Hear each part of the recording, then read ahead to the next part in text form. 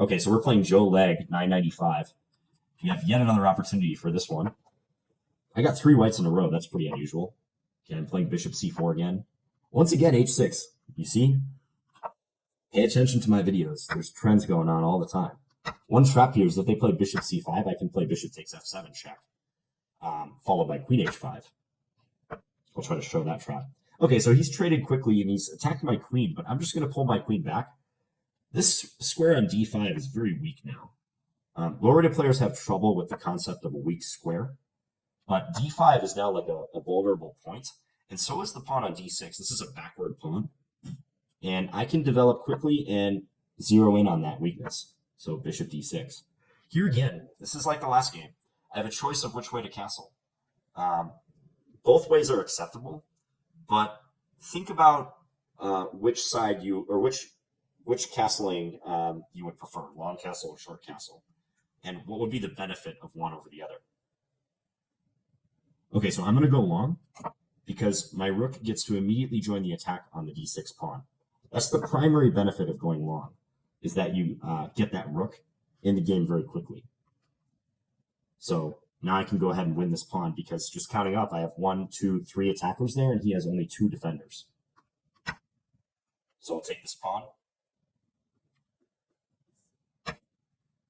And that was a product of his C5 move in the opening. That was a weakening move. This is a 3-minute game, but notice like he still has pretty much the same amount of time that he started with. So I would advise this player to also slow down a little bit. All right, knight G4. This is a minor piece move into my half of the board where I don't think he can really follow up on these threats. His threat is to take off my pawn on F2, but I can just play F3 and eject him. He can get into F2 or E3, but that would do more harm than good. If he plays one of those moves, his knight is liable to be trapped. So yeah, he just went right back. So don't play moves like knight G4 that have no follow-up.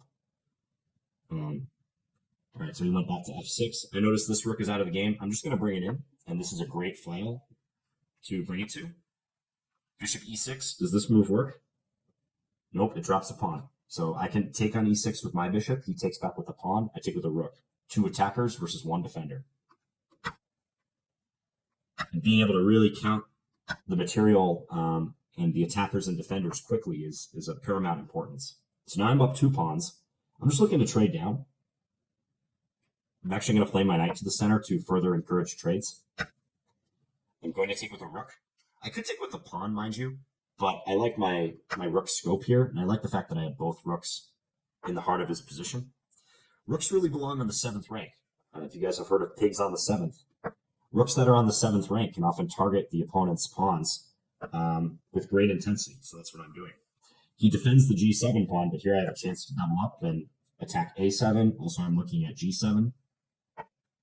He defends with pawn to A5.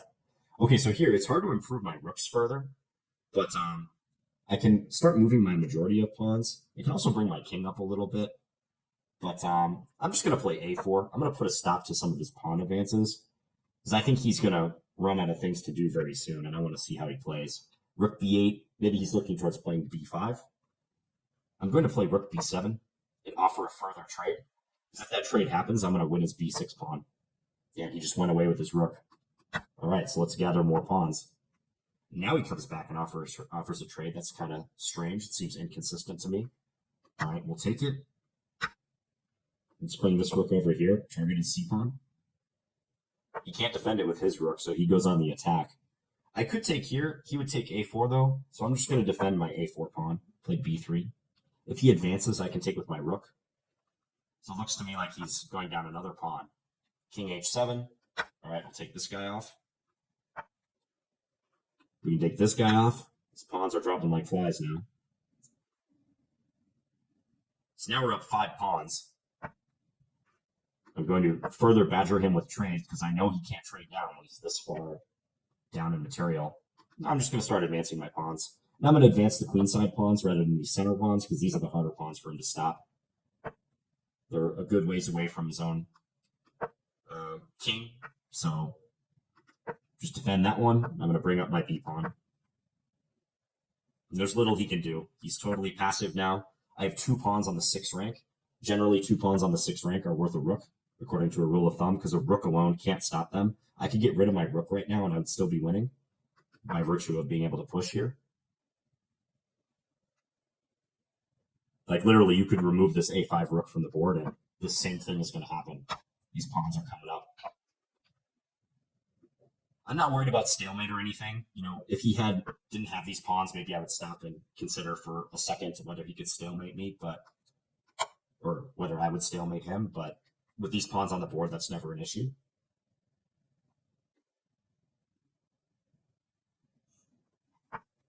Yeah, he played this game very quick.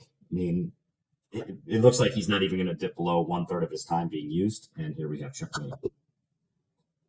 Okay, he said, thanks for playing me, so I'm going to tell him thanks. Yeah, so this was the same opening as in a game prior where my opponent played the early h6, but you can see the effectiveness of opening up the position d4. It's like you catch them off guard a lot of times. If bishop c5 here, I won't play this line out because it's going to destroy the game, but I have bishop takes f7 check, king takes f7, and then queen h5 check, forking the king and the bishop that would be on c5. So he instead took d4, I took, and then he played c5. This is kind of a superficial move. It attacks the queen, that's true, but I can easily just move the queen back. And now he's got a weak d pawn. If he moves it up to d6, there's no pawn on c7 anymore that would defend it. And also I have great control over this d5 square. Like I might just put my knight in here, and he would never be able to eject that knight with a pawn. And I just developed and attacked his d6 pawn. Castled queenside because I saw an immediate benefit to doing that. I have the luxury of choosing which way to castle.